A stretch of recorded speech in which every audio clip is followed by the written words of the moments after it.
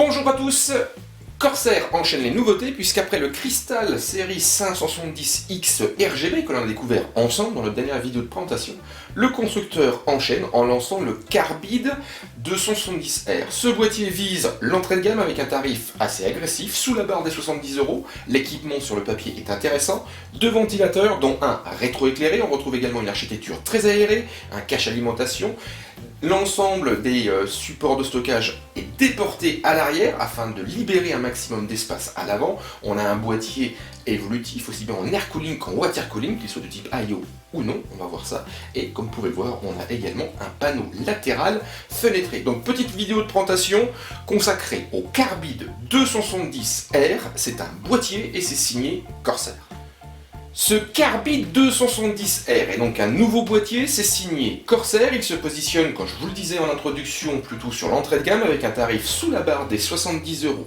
Il se présente avec un format moyen tour, on retrouve un produit architecturé autour d'un châssis en acier, une façade en plastique avec une couleur noire généralisée, assez douce au toucher, tandis qu'on va retrouver également sur le bas un petit rappel visuel du constructeur. Au niveau latéral, des ouïes d'ouverture et la connectique, les ouïes d'ouverture permettent au ventilateur avant, qui lui est en aspiration, de pouvoir faire correctement son travail, tandis qu'on va également retrouver un deuxième ventilateur à l'arrière, on verra ça tout à l'heure, en extraction. Côté dimension, ça reste très raisonnable, puisque la longueur est à 509 mm pour une largeur de 210 mm et une hauteur de 460 mm.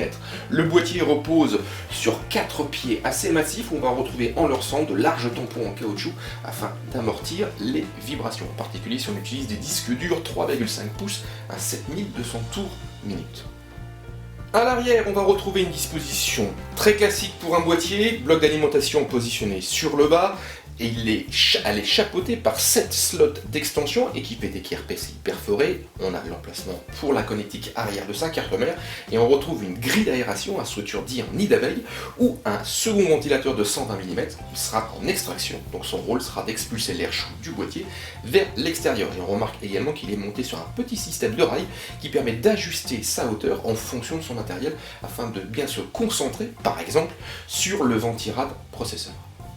L'architecture de ce Carbide 270R est donc très épurée. Corsair a déporté tout ce qui était de stockage de type SED ou encore disque dur 3,5 pouces directement à l'arrière, on verra ça tout à l'heure. On retrouve au niveau donc de l'espace aucun encombrement ici afin de souligner deux points.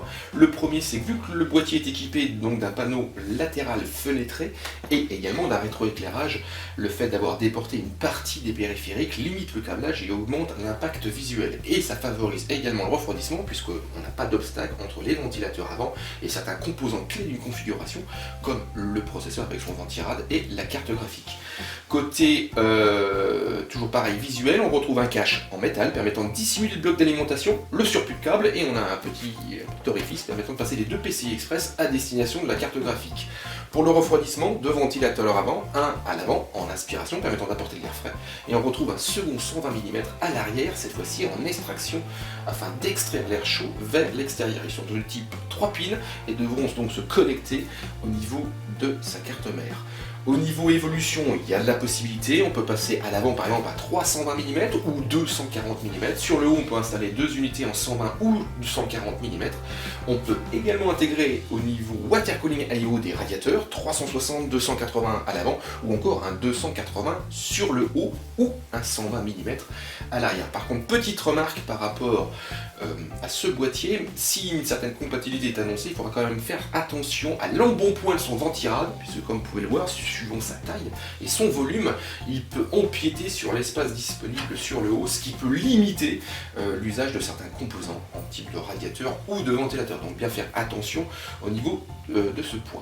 Question prise en charge, on a un espace dédié au niveau cartographique de 370 mm, donc là il y a vraiment de quoi faire. Au niveau hauteur du ventirad, on est à 170 mm, tandis qu'au niveau alimentation, on a 225 mm. On attaque désormais l'arrière du plateau à carte mère, donc ici il faudra démonter bien sûr le panneau latéral. Par contre, petite remarque, on a des vis à main qui sont solidaires du panneau, ce qui permet, cette petite astuce permet d'éviter de les perdre lorsqu'on commence à manipuler son boîtier. Corsair a donc choisi ici de déporter le stockage à l'arrière pour favoriser, on va dire, un espace épuré à l'avant. On va retrouver 4 supports dédiés, 2 au format 3,5 pouces et 2 au format SSD. Par contre, pas de montage sans outil, il faudra utiliser un tournevis cruciforme, mais chaque support est solidaire du châssis par l'utilisation d'une vis à main. Au niveau câble management, comme vous pouvez le constater, c'est bien pensé, on les attache à différents points stratégiques, tandis qu'on a une forme légèrement incurvée au niveau du châssis afin d'augmenter l'espace, en particulier pour le câble 20 plus 4 broches à destination de la carte mère. Et question connectique, comme je vous le disais tout à l'heure, elle est placée en latéral, ce qui suppose que lui, le boîtier, peut prendre place à côté d'un écran, donc directement sur un bureau. On va retrouver ici du classique avec 2 ports USB 3, on retrouve les classiques jack audio micro casque, un bouton power, donc de mise sous tension, et le bouton reset.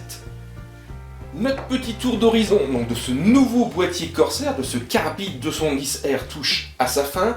On a un boîtier au tarif plutôt sympathique, sous la barre des 70 €, ce qui le rend compétitif. On a un équipement assez complet, 2 ventilateurs pour assurer le refroidissement, un panneau latéral fenêtré, on retrouve également un rétroéclairage, principalement à l'avant, une connectique placée en latéral et un look plutôt assez sympathique, sobre, permettant de l'orienter sur différents types d'usages. Donc on va regarder tout ceci en détail au niveau du test de Jinfo, donc on regardera ses nuisances sonores, sa capacité de refroidissement, mais également sa consommation, et on regardera plus en détail donc ses différentes fonctionnalités en termes d'intégration. Donc rendez-vous sur Jinfo, et cette vidéo était consacrée donc au Carbide 270R, c'est un boîtier moyen tour et c'est signé Corsair.